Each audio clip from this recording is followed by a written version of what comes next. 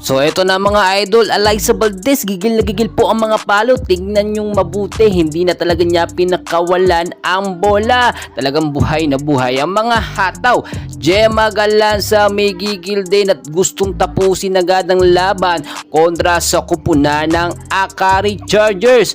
Tots Carlos naman, ito talaga yung pinakahataw at napakalakas ng palo ng MVP ng Creamline Cool Smashers na si Tots Carlos. Pero makikita nyo dito, pinasok na nga po sa set 1 at nakita natin ang full performance ni Bea De Leon dito nga sa Creamline Cool Smashers. Pero ito mga kaibigan, depensa ni Sed Domingo, binigla din ng Creamline Cool Smashers. Tila na-miss ni Sed ang kanyang dating team na Creamline Cool Smashers. Well mga kaibigan, finally game day na nga po Creamline Cool Smashers kontra dito sa kupunan ng Akari Chargers. At nakita nyo naman, first set pa lang pasok po ang ating mga pambato. First 6 lineup ng Creamline Cool Smashers, pasok ang ating mga pambato: Alyssa Valdez, Kyle Negrito, Risa Sato, Janet Panaga, Tots Carlos at Gemma Galanza. Set 1 first points nakuha ng Akari Chargers pero hindi nagpatalo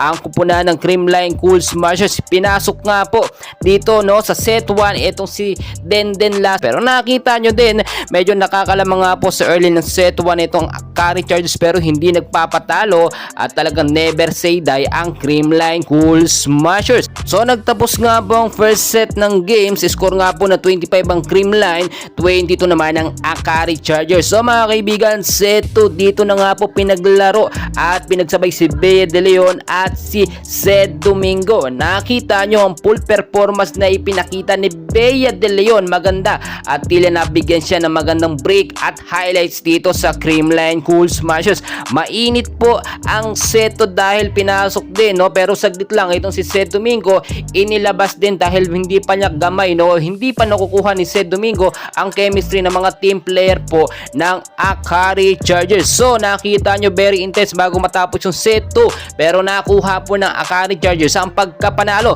So nagtapos ang set 2 sa score nga po na 21 ng CCS, 25 naman ng Akari Chargers. So pagdating naman mga idol ng set 3, ginalingan at pinalakas pa ng Creamline Cool Smashers ang kanilang depensa. So nakuha nila ang pagkapanalo sa set 3 kontra sa Akari Chargers. So sa set 4 naging very intense at matindi ang laban, palitan ng score. Talagang pilit naghahabol, dapat maipanalo ng Akari Chargers ang set 4 pero nakita nyo yung momentum at chemistry ng Creamline Cool Smashers ay nanatili sa set 4. So nakuha nga po ng Creamline Cool Smashers ang pagkapanalo dito nga po sa set 4 kontra sa kupunan ng Akari Chargers. And please mga kaibigan, huwag nyong kalimutan mag-like and subscribe for more Creamline and PBL updates. Maraming salamat po.